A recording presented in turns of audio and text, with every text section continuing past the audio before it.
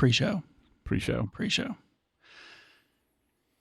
So you've been messing with the Luna. Yep. As discussed in the pre-show that no one else listened to, except for all of our cool patrons. And I've been spending a lot of time, more than one should, on Minolta's website. I mean, because why wouldn't you? After we discovered all those weird cameras they make. Yep, Minolta Digital. And have you opened this link here, Daniel? I didn't really look at it that closely, but I did open it, so I'm looking at it now. I don't know why anyone would buy a Luna Ultra when the Minolta Digital, let me get the name right here, MN5K GP1 5K Ultra HD handheld pocket camcorder with motorized tilting lens head exists. Half the price. 5K Ultra AD / 20 MP handheld pocket camcorder with motorized tilting lens head. Look, in most circles, UHD, Ultra HD, means not even 4K. It's like 3840 by whatever, 2160 by 3840. Is that right? I think that's right. That's not even 4K. This puts the Ultra in Ultra HD because it's 5K Ultra HD. Yeah, they're going all the way. All the way. Past the extra past mile. The 4. Mm-hmm. This thing's got some cool features. It has an infrared night vision mode. Do you remember those Sony cameras that could see through clothes? What? Sorry, what? No, Daniel, I don't remember that. There was a specific model of Sony camcorder that had a feature like this where, it had like an infrared mode where it could like remove the IR filter, like you slide it out of the way or something, for like night shooting. But it came out that it could see through certain like materials of clothes, and it was a whole thing. Yikes. I'm guessing this does not have that feature. It's not advertised, but who knows, Daniel? Yeah. Who knows? Could be a bonus feature. I do recall having, most camcorders that shot tape and stuff, they all had that green night vision. Yeah, it used to be a really common feature. Yeah, not in anything now. Yeah, like phones don't have it. My camera doesn't have it. Yeah, this has it. I'm actually really upset that every camera doesn't have like green night IR. It's so much cooler. Like, come on. Yeah. Look, people will rip a sensor out of a camera just to put like an infrared sensor in it. It's true. I mean, some companies sell like special versions of their cameras for that. So. To me, this is like lost Roman technology. Yes, like the recipe for concrete. Yes, exactly like that. Other interesting things about this. It spins 180 degrees. It does, yes. So motorized, as they say. To be clear, it doesn't have like 3-axis gimbal stabilization. The weird lens on top that looks like the lens on the Ultra just turns around. Oh wow, that's not misleading at all. But you can use it as a webcam. You can use it as a webcam. Can you use the Luna Ultra as a webcam? Sure can't do that. Exactly. Did you notice it comes with a 32 gigabyte micro SD card? That's giving you some extra value for sure. Oh yeah, I mean that's worth at least $20. I'm really stuck on this thing not being a gimbal. That feels so misleading. It does have stabilization. Incredibly misleading. It has image stabilization, Daniel. This is saying it has 16 times optical zoom. That's right. That's a optical. lot. And it has OIS. Which the Luna doesn't need because it's a gimbal. But yep, true. And you get all of this for like $350. Yeah, all of that. I also learned that there's multiple versions of this by really? Different manufacturers. It seems. Yeah, that doesn't surprise me at all. That doesn't surprise you? It's one China product that someone's Sherlocking old Minolta over here. That's the wrong. That's the wrong use of that word. Have you ordered one of these? Have I? I'm so glad you asked. No. You forgot to mention the part where like the screen on this is like the size of an iPhone 3GS. It's pretty big screen. And I did pick up on the that. screen rotates 90 degrees. Yeah. You can shoot some vertical video. You shoot some horizontal video. Well, no, the camera doesn't change. Just the screen rotates. Oh. Well, okay then. I don't understand why, but okay. Let me just read. Can I read you the special features? Sure. Time lapse, slow motion, loop recording, interval photo, photo burst, self-timer, and webcam. Did you happen to notice that for $50 more, you can get one that is a 3-axis motorized gimbal? I did not realize that, Yep. Daniel. Yeah, if you go back to the camcorder section on their site. Ooh, camcorder. Yeah. Instapix? Full product line? Daniel, I clearly not spent enough time on this website. There's a lot going on here. There's so many things. Ooh, I can get a cartridge for my Instapix. They make dash cams. I'm going to reach out to Minolta, see if they'll send us some stuff. I mean, why not? Because they probably have listened to our show. And they're like, no, you're just going to make fun of us. I'm like, what? We would never. Would never. We would give it an honest college try. I would explain to them that I actually like bad cameras. You do. I own that is quite true. I own a Camp Snap, for goodness sake. And I love my Camp Snap. Have you bought a Camp Snap 2 yet? I have not. I've seen ads for them. I've seen discounts for them, but I just don't think there's room in my life for one of those. What if it was only $60? That is the ad I saw. The $60 price. I mean, it's pretty low price. Like, it's pretty tempting. I'd probably just buy one for you for your birthday and then hang on to it for like a whole half a year. Yeah, there you go. Christmas, I guess, is closer. Yeah, I should just buy these for everybody for Christmas. It would be a perfect stocking stuffer. Maybe that's what I'm going to do. Maybe I'm just going to buy one in every color And then the clear colors. Sorry, one of every clear color. And then you can distribute them. Yeah, Perfect. that feels right. Perfect. This is, yep. But It would be Christmas fun is solved. if you went on a big group trip with people. It would be fun to give everyone a Camp Snap 2 for it. Worth it. I mean, for like $60 each? Come on.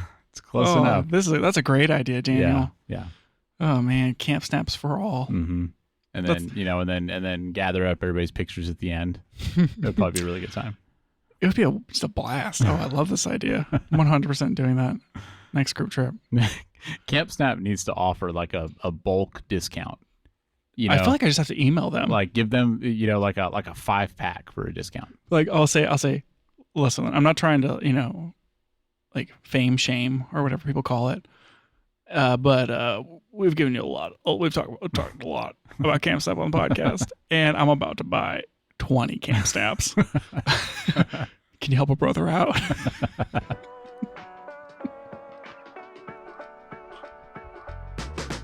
Welcome back to the Camera Gear Podcast. I'm Daniel. And I'm Lucas. And we're here today to talk about the gear, software, and techniques we use to shoot photos and video.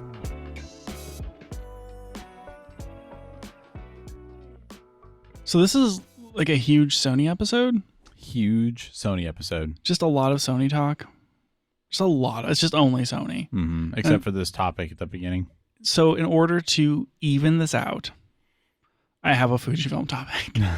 Do you want the Fujifilm topic in the middle, like a sandwich? No. The creamy center of an Oreo? I think we've got to get it out of the way early so that the Fuji bros can know when to tune out and the Sony bros can know when to tune in. So this is like a dessert before Yes. Yeah.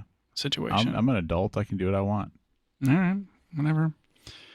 So there's like a Fuji thing happening in October that we're not going to. It's not a summit or an event or anything. It's their like Fujica thing. Oh. I don't know what that means. That's fine. Okay. Anyway, we think that maybe there's going to be a summit. Who's we? Me and the Fuji people. Okay. Got it. Please continue. The Fuji brethren and myself. Fuji brethren. What do you think we call ourselves? Oh man. Probably fanatics. Yeah. Fuji fan. That was too easy. Yeah. Whatever. Yeah. Anyway, we all believe that there will be a summit prior to the Fujica thing in which an XT6 makes an appearance. I have heard that there's an expectation that's coming this year. Does that make sense? There are some rumors, but none substantial enough for us to really dwell upon. Other than there may be a new film simulation. Okay. I mean, that's pretty big news. You may say, no, Lucas, they're always releasing new film simulations. And I would say, nay. What are you, a horse? The Real Ace was the last film simulation they released with the GFX 100, the Deuce. Has been a while. They didn't even That release. never came to other cameras, did it? My camera has Okay. Real Ace. Okay. All the X Trans 5 cameras got it, and then okay. anything they released after the second I see. or whatever. I think they just stopped doing that. I think they just call it the GFX 100 Mark II now. At least that's what I gave up on the Deuce. and the Deuce was us. I think it was called the second. Okay. Anyway, I think they also made that joke, but that's neither here nor there. There wasn't a new film simulation whenever they came out with the XH2S. Yeah, I do remember that. Pretty surprising. Shocked. Mm-hmm. Shocked. Mm-hmm. Because I bought an XT3. And then after I bought an XT3, they came out with Classic Chrome. No, Classic Neg and Nostalgic Neg. Yep. And Yep. other things that I can't remember. Mm-hmm. And I was like, I want those. Where are these at? I want them. Yep. Give them to me. Come on. And they just never did. They never came to the XT3. It was all XT4 and beyond. And I was just very upset about it. Yep. And I was well, I'm gonna be the cool kid because I'm gonna buy an XH2S and this is gonna have a new film simulation and none of the other Fuji people are gonna get it, and then I'm gonna be the cool one. I'll be on the other side of this. And it didn't happen. Didn't happen. Now I'm staring down it again. They're gonna release a new film simulation. They're not gonna bring it to the XT5. Yep. And then I'm just gonna be upset. Yeah, they're gonna have just always behind on these film simulations. They're gonna have some excuse like, well, should I even buy a new Fuji camera? Anyways, that's actually a whole other question, Dan. Should I even buy a new Fuji camera? I mean, I think that depends on what your entire camera situation ends up as with Pixi and Look, who knows. We're buying a Pixels, Daniel. It's just happening. Like that's a foregone conclusion. But what does it do to the rest of your setup? I have not made enough spreadsheets to tell you the answer to that question. You've made some amount of spreadsheets, just not enough spreadsheets. Exactly. Look, making spreadsheets has gotten a lot easier with Claude. That's true. That's quite true. The number of exciting and complex spreadsheets that I've made at work. Well, not me and Claude. You and Claude. You and your buddy Claude. Oh, man. Oh, boy. I made one today. I'm having so much fun. Look, sometimes I feel sorry for whoever has to consume these spreadsheets. They're just for me, Daniel. Just for you. It's just between you and Claude. Yeah. Sometimes just spreading the sheets. Sometimes. Whoa. In Excel.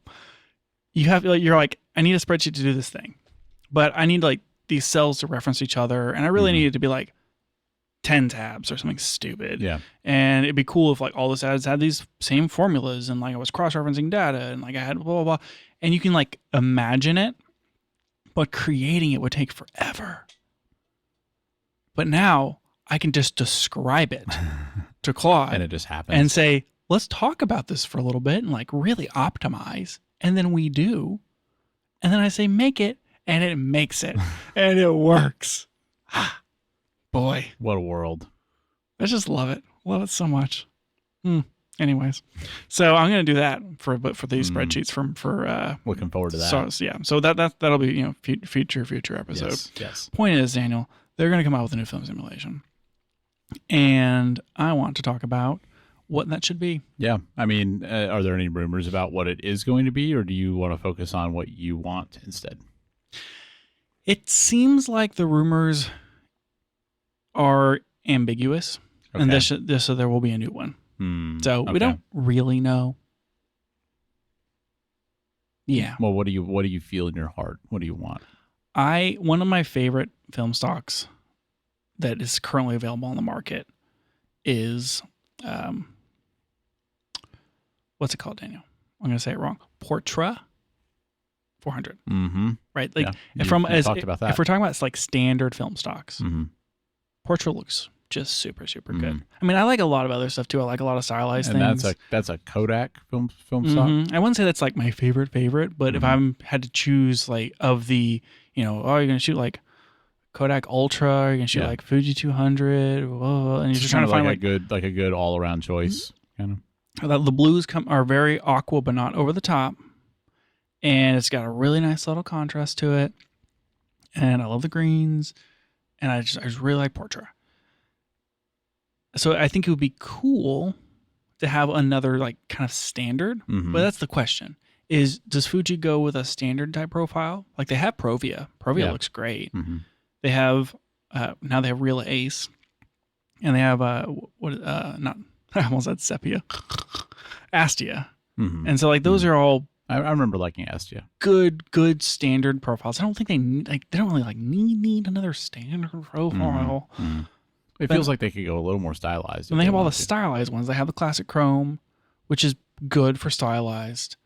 But then they have like classic neg and nostalgic neg, which kind of push pretty extreme into stylized, in my opinion. And then they have all like the black and white ones and whatever. And so I feel like something in the middle would be what I would want. I want something that's more geared like classic chrome, where it gives you maybe a vintage look, but it's not as extreme as classic neg. Like it's not so far in that direction. Makes sense. I'd be curious to see them try to do like a Supra. Supra, that's a car. What is Superia. What is that? Which is like it's a very prominent film stock from like the early 2000s. Oh, okay.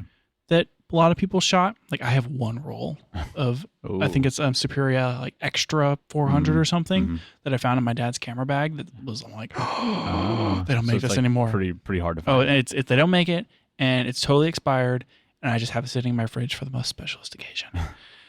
But the thing with like the Fuji stuff, even their films, like you've mentioned before, you're like Fuji shots are always so green. They really make the greens pop. Yep. And that's just like a Fuji thing. You go back to shooting old Fujifilm stocks, and like they tend towards green, whereas like Kodaks tended towards like warmer tones. Okay. Fuji's were more green and cool. I like warmer, but I would still find it interesting if they maybe re-emulated something. Yeah. Other stocks that have basically kind of come out of popularity. Well, that would be neat because I mean, that's the advantage you get with digital. Is like you don't have to worry about how popular it is to do it. So. I do think that like Kodachrome is really cool looking. Like it has some like more like pastel-y type colors. I imagine for licensing reasons they won't be doing things that are made by other companies, but they could make something similar. Right, but if they targeted some sort of stock, and like it's better if they use their own whatevers. But if they tried to land somewhere in either like the Portra or the Kodachrome or Superia, I think that would be kind of neat. Those would be maybe, the Superia is less so, but maybe like a little more stylized, but not too far away from standard. Yeah, I think it's a good idea. So, I don't know. That's kind of my thought on the matter. But I guess we'll just have to see. So are you thinking this is something that's going to come to like existing cameras or something they would just put on new stuff? I think it depends upon how many cameras they release out quickly. I think if they can drive upgrades from an X100 to an X100 7 by putting in new film simulations, Fuji's going to Fuji. But that's going to be a bummer for you if it doesn't come to like the XT5, for example. We'll just have to see. As long as it comes to the GFX 100 RF. Oh man, they're going to sell all of my camera gear. Just get that and only shoot with that. Yes, perfect. Do all your video on that too. Ugh. Yes. I think that was it. That's like the whole topic. Yeah. It's like there's no meat here. Yeah, I guess we're just gonna have to wait and see. But I mean, maybe there's a summit coming sometime next. Probably like months? September or something like that. Maybe October. We'll see. We will see. Okay, Sony. All right, Sony bros. Are you familiar? Time to lock in. Yeah, lock in. Are you familiar with this topic, this thing? I am this not. Thing we're going to talk about. Looks like some new type of sensor. I just accidentally opened up another tab. Oh my gosh! About this Obscuraflex thing. Have you seen this? No. It's like this. It looks 3D printed, but it's something that you can use to adapt 4x5 lenses? To a Ricoh GR. Oh, I have seen that. Yeah, I don't know about that. That's all. It's a bit much. Wild. Anyways, that's super not what we're talking about. Should close that tab. So Sony is coming out with a new sensor.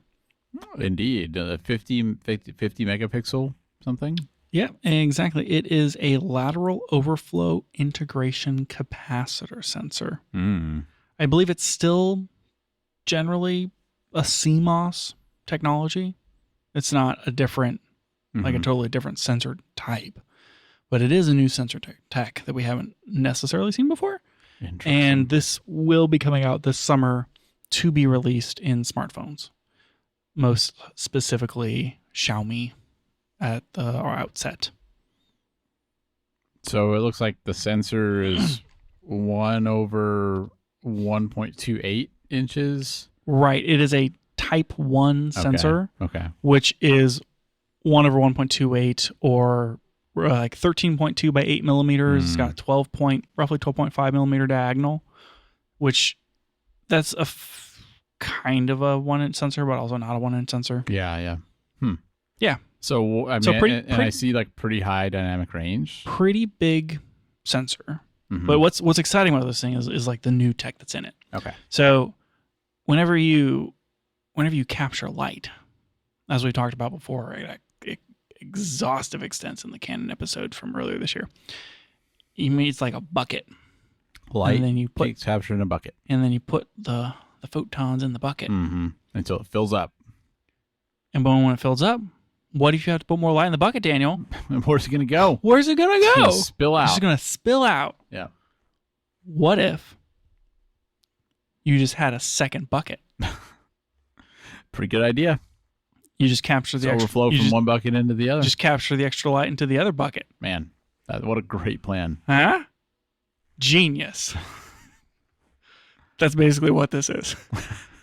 Is when the main capacitors meet their limit, there is a secondary capacitor to catch the overflow. So, I mean, that basically has to improve dynamic range, right? Because it means like you're not going to clip as quickly or something. Correct. Right. So it extends the top end. And then the other thing that they did is they're doing triple gain. So triple gain. Like we've talked about noise and like amplifying the signal and sensor gain and analog to digital conversion and all this sort of stuff. And like where are they applying noise reduction and like signal to noise ratio and, depending upon like how much gain noise and how noise the image is going to be. And so what they are doing with this whole triple gain thing is it's exactly what it sounds like. Like for low, medium, and high signal types, they have basically different gains in order to like receive those signals. Mm-hmm. So they're able to get lower noise on the bottom end and they're able to get higher dynamic range because of the overflow. Pretty cool. And what they're able to effectively do is, in a controlled environment, I guess, in a sensor that is smartphone sized, they can like fit in a smartphone, they can get what they're saying 100 dB of dynamic range, which translates to like about 16 and a half stops. Mm-hmm. It's pretty cool. It is pretty cool. I mean, I feel like a lot of times these sensors advertise a dynamic range in stops, and it feels like, you never really get that in practice. So I'm curious to see like what it's actually how it will actually perform. So, I mean, hopefully good. Mm-hmm. The big advantages to something like this and why they're like, hey, this is really exciting kind of thing is in order to get good dynamic range out of a phone sensor, we've been doing a lot of computational photography and image stacking. Yeah, take multiple exposures and then combine them in some way. And Sony's saying that's cool and all, but you are going to get you always risk ghosting. Yeah, and you can't need a lot of power to do it. Yeah, right? It takes more computation, and you can still struggle in low light. Mm-hmm. Well, with this new sensor technology, because of the triple gain situation, and we can get better low light, and because of the, whatever LOFIC or however they're going to call it, extra sensor well space, we can get a better high end, and so you can take a single exposure that still gets that HDR effect and capability without doing like the computational thing. Yeah. And so now you can get better low light, less reduced motion. The photos don't look synthesized where it's trying to like combine these weird bright backgrounds with like a shadowy subject in front of them. Mm-hmm. And then it opens up some capability for video. These are supposed to be able to do 4K 60 video in HDR. Oh, cool. And I know that like the iPhone will do the HDR video stuff, but it's like, I don't remember if they can do it up to 60 or not. I think they do, but they're effectively just shooting like 120 and combining two images. Mm-hmm. Whereas this is just one image, but is at a higher dynamic range. Yeah. And so it's going to be better looking footage because it's not combining images, supposedly. Well, it's pretty cool. And I mean, if they're kind of doing it that way, usually when these smartphone sensors come out, it feels like it's only ever going to be used in a phone. But I mean, this technology, you have to wonder, would this ever come to a regular camera? Maybe. I mean, if it can, they're doing a lot to extend dynamic range, and a lot of that's coming out of like the capabilities of just sensor speed. Yeah. And we're seeing that with the stack sensor that's in like the A7 V. Well, and just that this seems like it is designed for that kind of like capture a single time, which is more how mirrorless cameras work. So maybe it'll be easier to apply to regular cameras as compared to like a normal smartphone sensor situation. I think it's exciting to see innovation in small sensors that are going to go into phones. I think that like phones take really good photos now, but it's because of all the computation. Yeah. And one of the reasons I like shooting with like a Cam Snap or with like my Fuji is that it just feels a little more honest. Yeah, you're not doing all that weird processing. It's just like the one photo. It's not all this processing. It's not all this fake. And I think that people are, and this is why people are going out and buying like little digital cameras, right? Yeah, I think that this is maybe a little bit of a response to the pushback of the market against computational photography.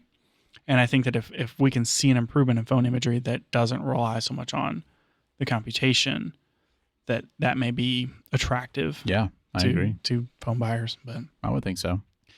Supposedly, you're going to get better highlight roll off because you're not combining a bunch of images. You can get a more natural, like into that overexposed. Which is pretty nice. Yeah. Interested to see where this goes. We'll see if it comes to like normal smartphones that are sold here. Maybe they'll slap it in an iPhone. I don't know. Maybe.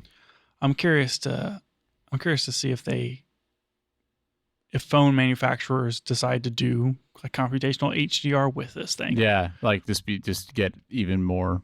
Yeah, just go more HDR. Even farther. Your dad would love that. Like how HDR can you get? Yes, maximum HDR. Like this is 25 stops of dynamic range. Oh my gosh.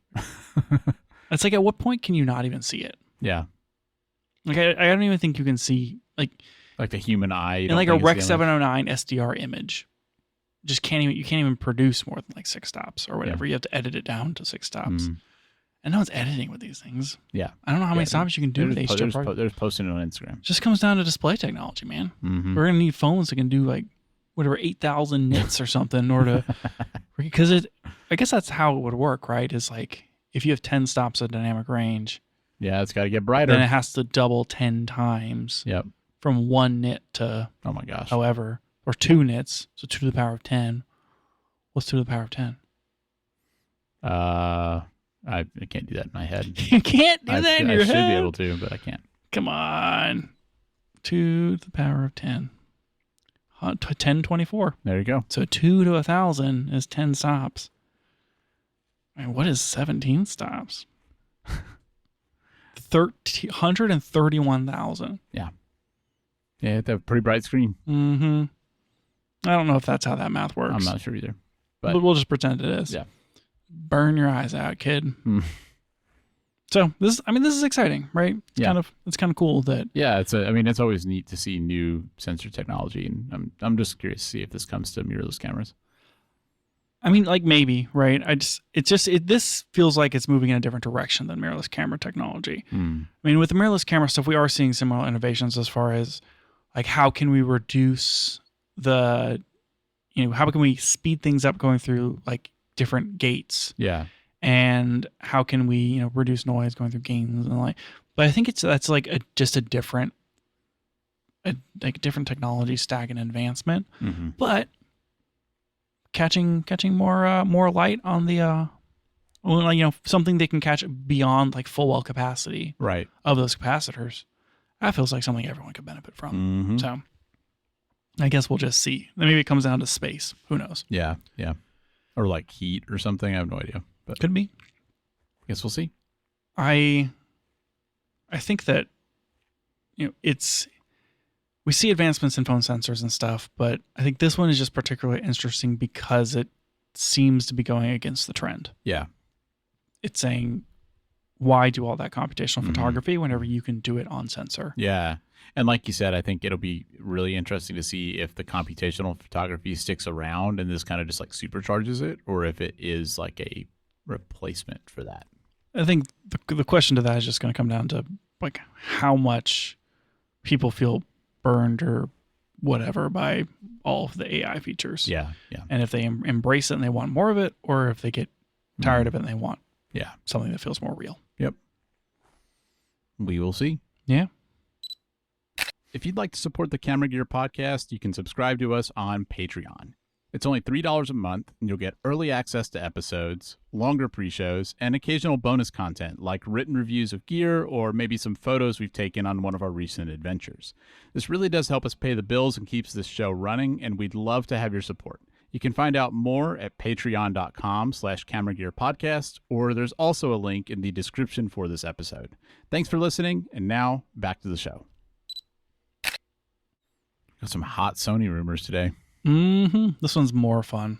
This one is also very light on the rumor, but I think it's it does seem like something that's maybe coming soon, right? Very soon. Which makes it more exciting. Supposedly, there's going to be 2 cameras released in July for Sony, and one of them seems to be rumored to be a brand spanking new bridge camera. Oh man, which I don't even know if we're going to get to. But it's going to be like an RX10V to replace the RX10 Mark IV. Oh, they've got to have that V in there because the V stands for video. Well, no, it's so hot right now. The previous one was the 4. Oh, so it's the 5. Roman it's was the 5. 5. Yeah. Okay. But this thing, the last one that came out had a 24 to 600 zoom on it. Oh man! And it was released in October 2017. Imagine how much. At that rate, the zoom on this one could be. It could be in the thousands. Look, sure. I've spent some time with my dad's photo club, and I'm sure half a lot of them super zooms in there. Many of them probably listen to this show. No, the common consensus. Well, yeah, super zooms, but the common consensus that I kept hearing was, I just don't know why they don't make a 4 to 1000. Like those big Fuji broadcast box lenses, but one that you could put on a mirrorless camera. That's what the people want, Daniel. And if you could get a bridge camera, just toss in your bag. Yeah. That way you can get only those weighs 10 pounds. $1,000mm shots. Yep.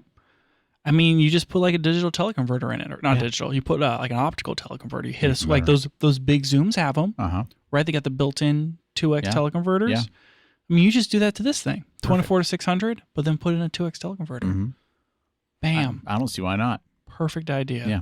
It's been 9 years of innovating. It's a long time. Sony is there's a team at Sony who has only been working on the RX10V. Yes, for just 9 years. Innovating for 9 years. Yeah, 9 whole years.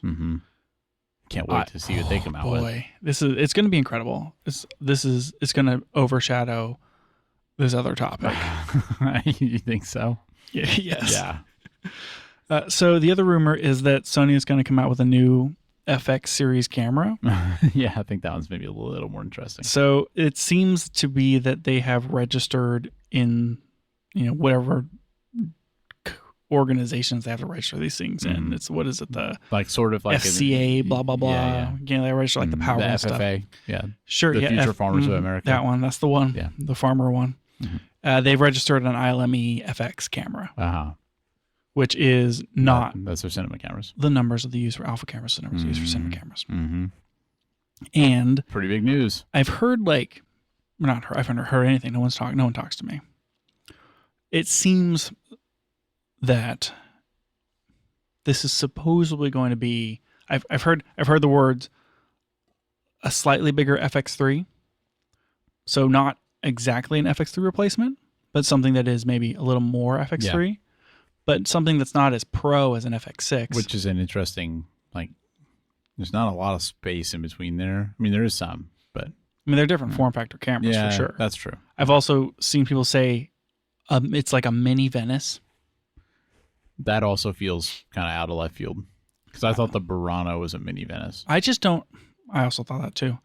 I don't understand how something could be, you take the FX3, which is, let's ignore the FX2. Yeah. And the FX, we don't want to ignore the FX30, but let's say full frame. Ignore the FX2. The FX3 is the bottom. Yeah. And the Venice is the top. Yes. And you can't say that it's slightly more than the FX3 and also a mini Venice. And less than the FX6. You're describing a camera that fits literally anywhere in the product line. Like, it's a camera in their cinema lineup. This is all we know. Supposedly, it's supposed to be modular. Yeah, that was like in one of the registration things, or something, right? Which, wonder what that means. What does that mean? Yeah. I know the Venice has that thing where you can like take the, basically take the sensor off and like relocate it. Yeah. So, is it something like that? Is it like for a crash cam type situation? Is it a thing where like maybe you break it down to an FX3 size, but you can like dock it into some unit, to make like a bigger, closer to an FX6 size camera? A lot of possibilities. This is what I want to try to get our hands around here. Is at what threshold is it modular? If it's just a box cam that you can mount a lens to, you get to pick an EVF, pick a monitor, put a handle on. Yeah. I'm describing any like an FX6 or a Pixis or any sort of like a Komodo X, Yeah. This style, the new Confinity Mavo, whatever. Yes. Yep. Is that modular? Yeah, I mean, I wouldn't. If I was talking about the camera, like in a registration, I don't think I would call that modular. Like, to me, it's like you buy it and you get multiple pieces when you buy it. Like, that's what feels modular to me. I don't know. So does it have to, like, does the camera have to like dock into different body styles? Well, it'd be interesting if it did, right? Does it have to have swappable mounts or sensors? Is the Venice modular? I don't know if it is or not. Is the Pixis 12K modular? I would not say that it is. Having used the Pixis 12K, it feels like it's a self-contained thing that you can rig, which to me, that does not feel modular. You can mount an XLR handle onto an FX3. Yeah. Is an FX3 modular? Good question. If it has screw holes, is that enough? I don't know. I mean, this feels so subjective, right? It's hard to say. You could say anything's modular to a certain extent. An interchangeable lens camera. Yep, you can swap out the lenses. Change the lens. Yep. Thereby modular. Yep. So I wish there was more to that part of the rumor, because I'm very intrigued. Yeah. As to what that could mean. Yeah, that's going to be the most interesting thing to see, probably. But it's just, to me, it seems like it just means that you take an FX3 and you shape it down a little bit so that you can, I don't know, mount a certain camera handle to it, imagine like a GoPro Mission 1 where you put the cool grip on it. Like, you have the camera, you put the grip on it, and it's a handheld. Yeah. Or you do something else and now it's like a cinema camera. I mean, I wonder even if maybe you don't even have the screen on the, on your little camera unit, and then you can dock it into something that has a screen and a grip, but you could also use it as like some kind of like remote little crash cam thing. I don't know. I mean, it's just, I'm into that idea. I mean, we talked about like for 3 seconds about the Venice had that thing where you can do like the remote sensor situation. It'd be cool. And there's a camera literally in front of me where you detach the control panel and you can just use it. Yeah. This is well-established technology, Daniel. It's true. Something like that in like a Sony camera could be pretty cool. It could. Could be pretty cool. Yeah. Probably not. Probably not. I would be shocked. Yeah. I'd be shocked if Sony pulled an Insta360. Yeah, it seems unlikely. But I do wonder if the form factor would be maybe more like a C80 than an FX3. Maybe. It's like bigger, but not FX6 big. Yeah. Well, I would hope that, or it would be cool if you could have both. Yeah, it like sure switch would. between the It two, sure and maybe would. that's what modular means. I don't know. Like, you pop out the grip. Yeah. I don't know.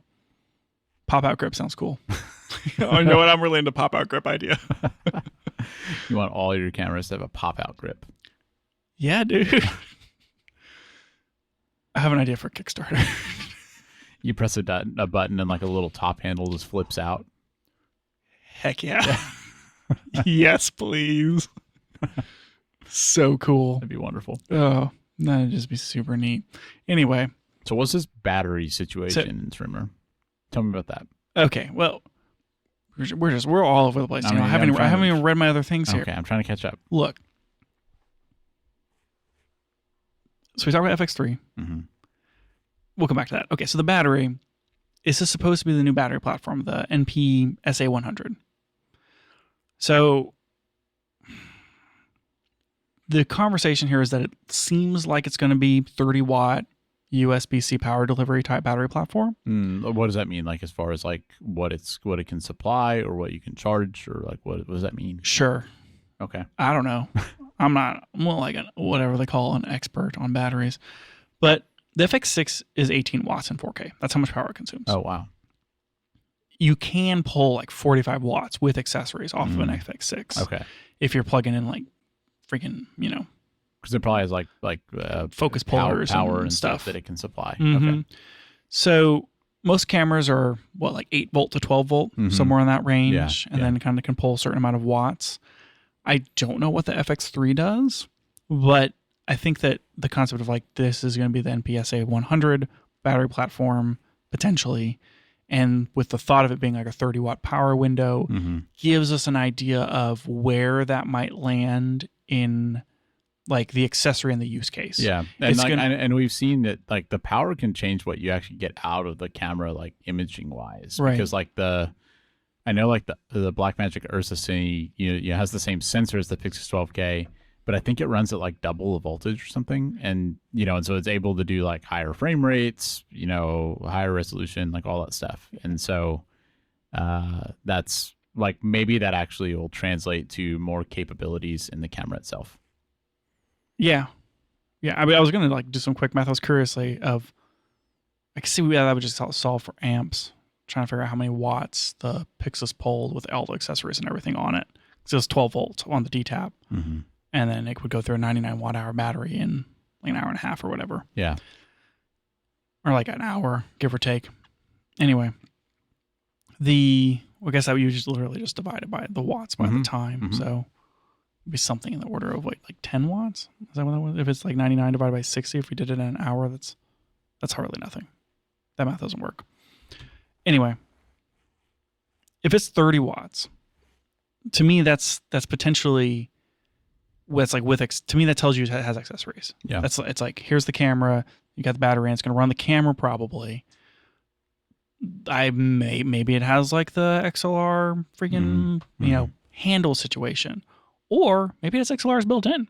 Yeah, maybe it has USB out, which would be cool. I really liked the USB out on the Pixus. Yeah, being able really to handy. Run the monitor or other USB with just accessories a off of it. single cable. Great, right? We're seeing the dual USB ports on Sony cameras already. That's like a feature of the last couple. So maybe what that means is they're gearing towards using USB-C PD as like a power output solution for accessories. Cool. Yeah. That would be neat. I'm sure you could get like an adapter like DTAP or something. So I assume that I would have like the smart hot shoe thing. Yeah. Where they, they do the mic and stuff, whatever. So. But maybe you have like a modular, like bigger screen or something too. Have something like the Nikon ZR where you have a larger screen. So stuff like that pulls power too. So to me, like the reason I put the battery thing on here and the wattage is like the FX6 maybe has a higher top end than what we're talking about here. And so it seems like something that is more than an FX3, probably in its accessory support, but maybe not quite as pro as an FX6. Yeah. Reasonable.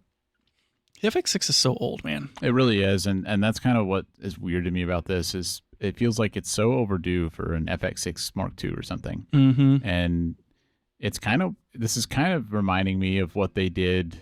The FX3 has been out for a long time too.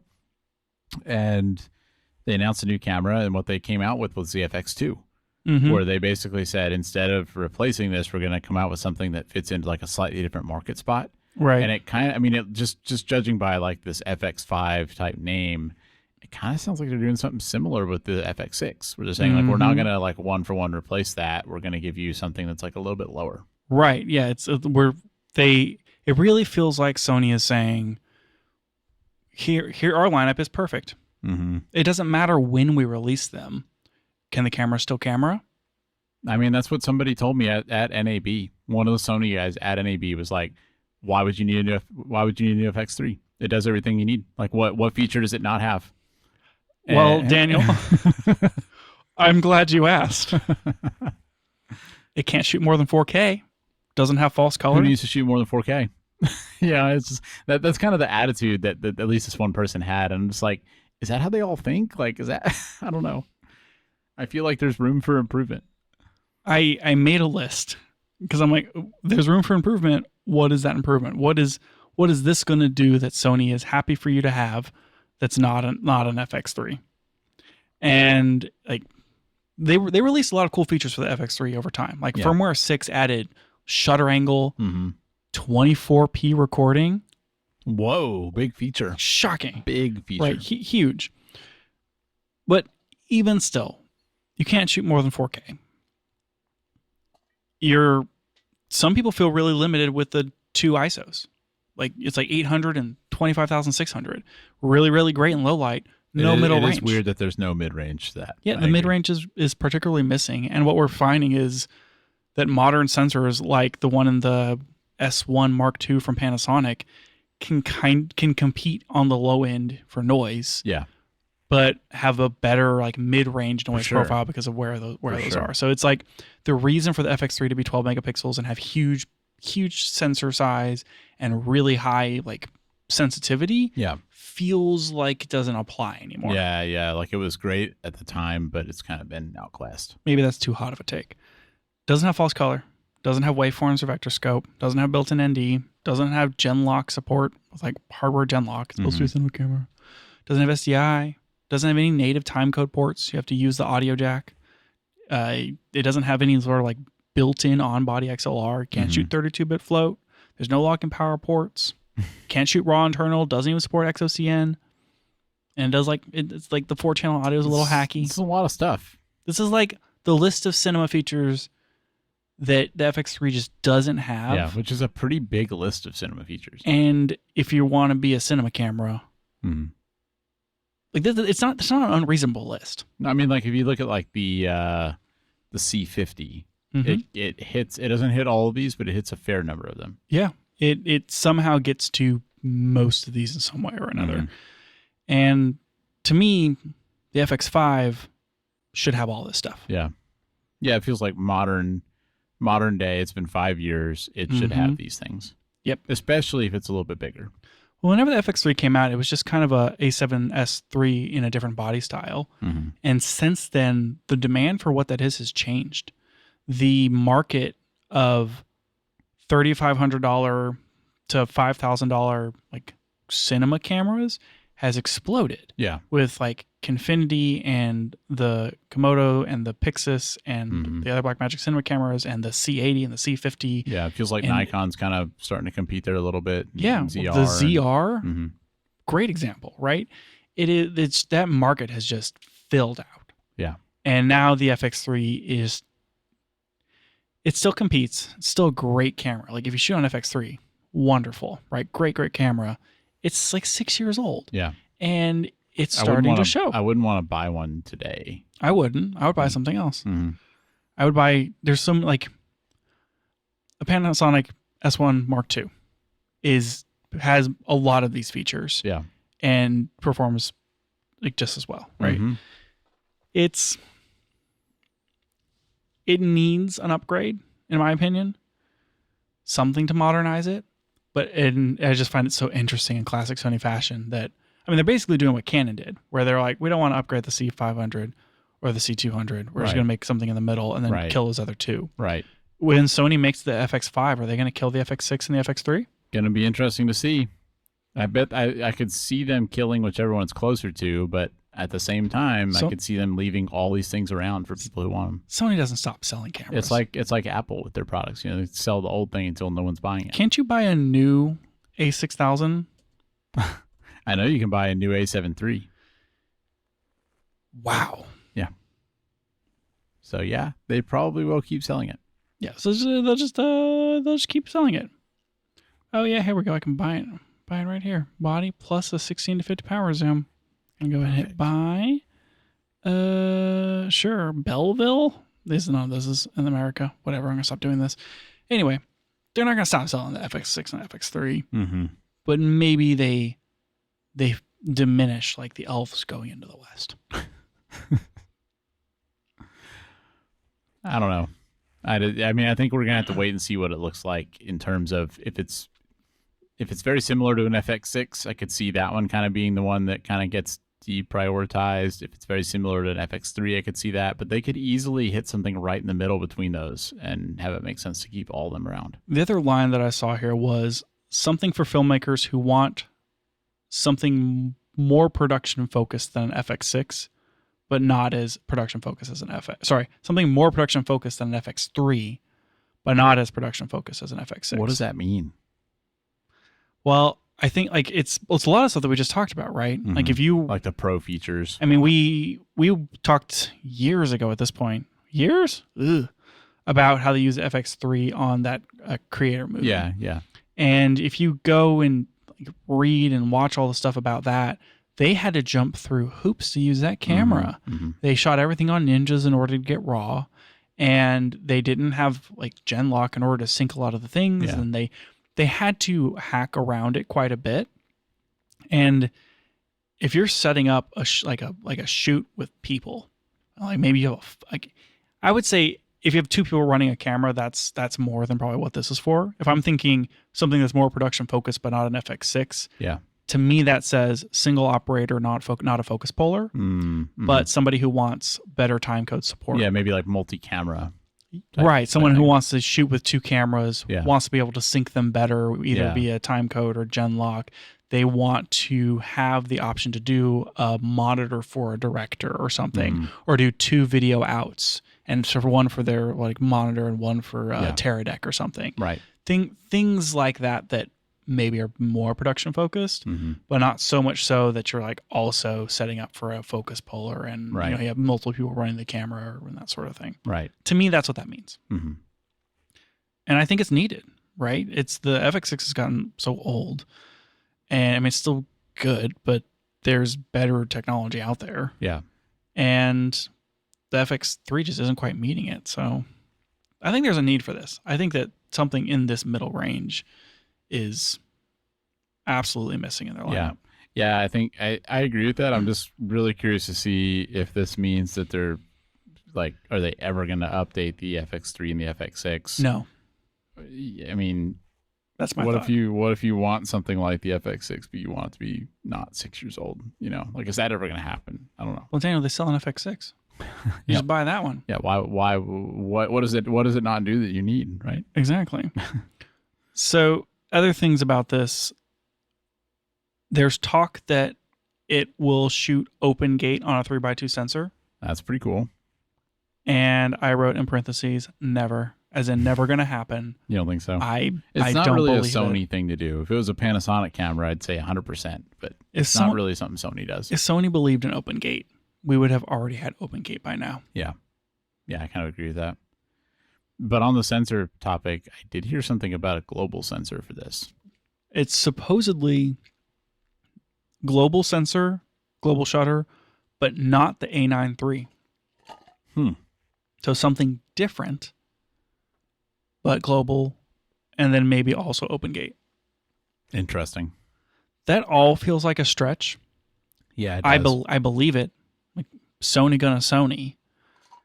But I think we're just gonna have to see how that actually shakes out. Yeah. I would love to see them roll in and say, here's an open gate sensor. Mm-hmm. It'd be even cooler if it was 4x3 instead of 3x2. But here's a 3x2. You can shoot open gate and it's global. That'd be great. It's hard to imagine that keeping the price where it needs to stay for this camera. Well, where does it need to stay? I mean, if it's between the FX3 and the FX6, that kind of brackets it pretty well, doesn't it? FX6 is 6,000. I think so. And the FX3 is 3,500. Yeah. So I mean, call it even if they released it at 6,000, they go all the way up to the top. If you think about the A9 III, like that's already up there, and it doesn't have all the cinema features. So I don't know. A red Komodo had a global sensor, and it was $7,000, True. $5,000, something like that. Mm-hmm. I think it's with possible. with no screen. True. I think it's possible for Sony to drop this in at 6,500, and then have a global. So if they want more expensive than the FX6. I think if they came out with an FX6 Mark II, it would cost $7,500. Yeah. I think the price of that is definitely a 6 years ago price rather than a current price. I don't think that Sony would be afraid of jumping over it. Mm-hmm. Getting it under 6,000 with this talk of like modular design, new battery tech, brand new sensor that's global. Hard to imagine, isn't it? Hard to imagine. Yeah. I feel like 6,500 is the bottom for this thing. Mm-hmm. Mm-hmm. But we'll just see. Yeah. Maybe they come in hot. I mean, it depends on the specs. It's certainly possible to imagine them making a camera good enough to justify that price. It's just a question of like, will they? A Canon C50 costs $3,900. Is it that high? Wow. Mm-hmm. Yep. If you want the cheaper one, you got to get the R6V. And the C80 is like 5,500, I think. Right. The C80 is 5,500. This feels like something between those cameras. Think so. With the with what we know, with these like really light rumors, to me it seems like it could be closer to a C50 or it could be closer to a C80. Interesting. And there's room for it to land anywhere in between depending upon what they decide to do. Mm-hmm. But I do think that it is between that $4,000 and then 5,500 plus. Yeah. Yeah, and I don't think Sony's afraid of charging a lot for their stuff. So No, you're gonna buy that Sony thing. Gotta get the Sony stuff. Gotta get the Sony stuff. Mm-hmm. Especially if it has built-in NDs. I don't know about that. What do you think? What do you think they do for media? You think it'd be CF Express Type A like everything else they make? Yes, absolutely, absolutely. Go back to memory stick. You don't think they'd go back to memory stick? No. maybe if I could stick like a NVMe drive in it, that'd be pretty sweet. What do they do for the does the FX6 use CF Express A? Like is that what they use for all their what does the Burano shoot do? What does I think that one also does CF Express A. Interesting. I'm surprised they do that, but all these companies definitely need to get on the external SSD. CF Express Type B for the Burano. Yep. That's surprising, honestly. I guess it's more common media, maybe. I don't know what the FX6 used. A or SDXC. Okay. Yeah, so it'll probably be A. Yeah, that's my guess. Yeah, you're probably right. Especially if it's like a smaller form factor camera. So we don't know resolution. There's one rumor that's suggesting 5K resolution. FX5 for 5K. Yep. That's weird resolution, but it is weird. 5K would be 20 megapixels. That'd be like 5,600 by something, right? Yeah, that's probably about right. 26 is 6K for 5.9K. That's probably what it is. It's probably like a 24 to 26. Yeah. And then that would be 5.9. And so you're not quite over the hump. Yeah. I don't know. I mean, and 24. Some of it will depend on whether it's open gate or not. Right, for sure. And then I guess we'll also have to see where we land on ISO. Yeah, like what they do, like the dual or triple gain. Yeah. The global shutters are worse on dynamic range. True. Just slightly. So you are going to suffer some image quality. I am curious to see if they take some of the trickery that they did with the A7 and like the reading the sensor off twice kind of thing. Right. In order to expand the dynamic range a little bit. That'd be interesting. And I think that probably comes down to how many like base ISOs or how many gain levels that they have. Most of the time we're seeing 2. It's very, very common. Yeah. The C80 and the C400 are special because they have triple base ISO. Right. And I think that was a really exciting feature for those cameras. It gives you a lot more ability to shoot at base with lower noise and a lot more range because of it. And so I would love to see Sony come in here and say, we have triple base ISO. We're doing 25,600, 800, and 1,600 or something. That'd be great. 32. Yeah, I think people would really like that middle one that's not there right now. Yeah, it's like take what you're doing with the FX3 and solve the problem. Put something in the middle. Let us shoot at 6,400 or something, and then suppress it a little bit, drop the DR, and for sure that'd be great. Yeah, it's super great. So I think I'd be really interested in this camera I would hope that it shoots RAW. Yeah, but Sony's not putting anything out that shoots RAW internal. Yeah, they're just doing the XOCN. Right, which is fine. I think that's a perfectly acceptable codec for something like this. And so if they come out with this, it can shoot XOCN. And it does the 5K open gate, Maybe they do triple base ISO. They actually do something really interesting with the body. I think all of a sudden it's like a really appealing kind of lower end filmmaker camera that can appeal to interviewers, YouTubers, things like that, single operator type stuff. Yeah. But is that more of a step up from I'm shooting on like a mirrorless style body, and now I want to also be able to like run and gun with this, but then also go and take it to a music video shoot, right? Or like this commercial that I'm going to do, or this documentary. Yeah, just like I'm very do. versatile. Yeah, and like something that can maybe play a little bit better in both ranges. Because that's kind of what the FX3 is trying to be. Yeah, but it's like a little too low end, maybe. Yeah, I mean, we went through the list, right? Of like all these things that would be nice if it had in order to actually compete in a production. Yeah, and then on the other hand, the FX6 is so big and bulky that you're not. It's harder to run and gun with that, and it's lacking a lot of the new like autofocus features and tracking and all those sort of things. And so bringing like the new Sony AI autofocus, like the white balance AI white balance stuff that they came out with, the A7, like all that stuff, like all the new cool things that the old cameras can't do.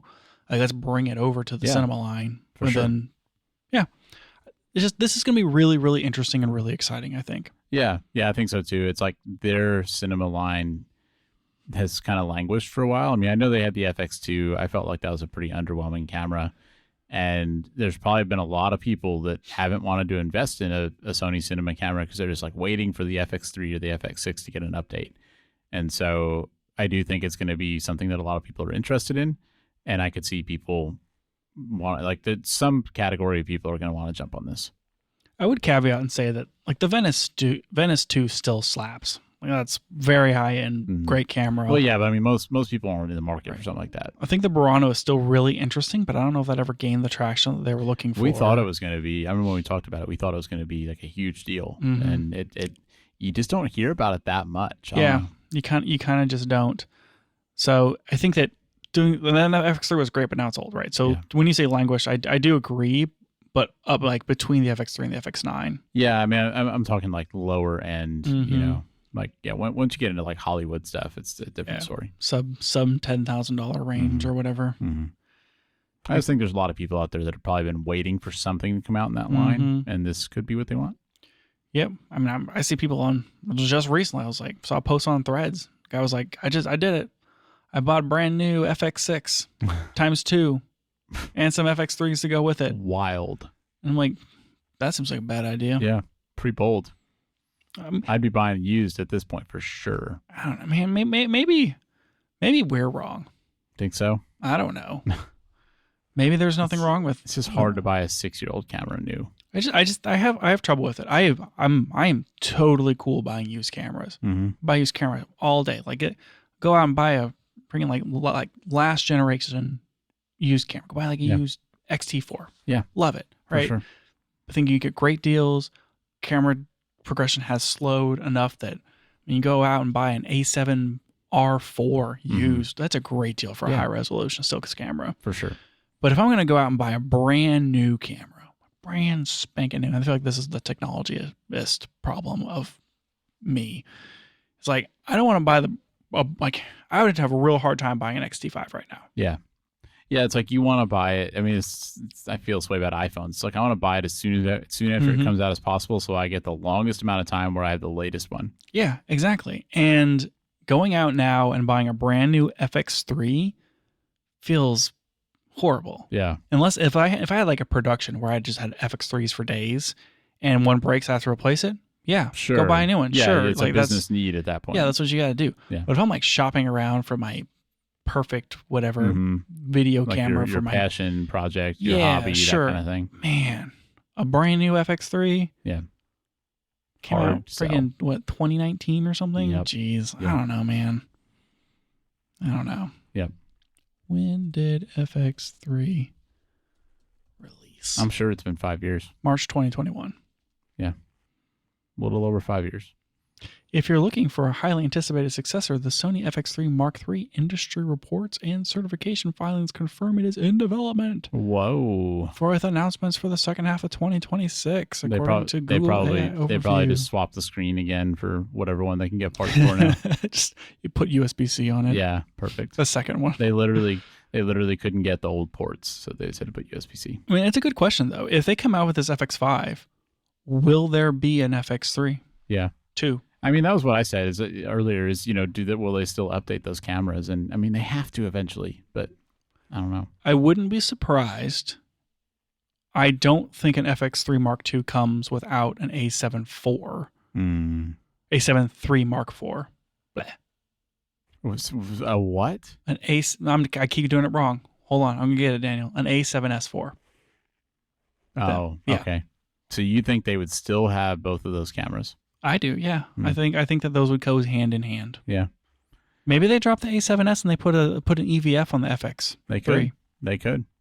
I've always wondered, is it really worth it to them to have two cameras, to maintain two cameras like that are so similar? I don't know. They need the low light specialty photo camera? Yeah. That was the whole point, right? Of the S is speed and low light. Mm-hmm. You're not going to do anything faster than like an A9 Mark III. Yeah. Right? I mean, with a global shutter on that thing. Right. Maybe the sensor tech that they put in the FX5 goes into the FX3. That'd be interesting. They pull a Canon and do like a C50, C50 and just like down spec it a little bit. In some R6V, same sensor, right? Yeah. Maybe they do that. That's true. They could. They sure could. They're going to have to update it eventually. I don't think they can keep the existing FX3 forever, and I think that it's too popular of a form factor and a price for them to not have something in that slot. Yeah, I think that's right. Well, maybe that's why they're coming out with this RX10V super zoom bridge camera. I don't know about that. What if they put the global sensor in the super zoom? That'd be too far. Like, here's a $5,000 super zoom camera. You can't sit over there and tell me that you wouldn't want to shoot like 4K 120 at 1200 millimeters. That's not something. Imagine how shaky it would look. No, because you'd be slowing that puppy down. All that sweet slow mo. You get like a bald eagle in flight. I don't know about this. It's the dream. That's it for the show today. Thanks for joining us, and if you liked it, tell a friend so they can check it out too. You can find out more about the show at www.cameragearpodcast.com, and you can find us on Twitter @CameraGearPod. We'll be back with more next week.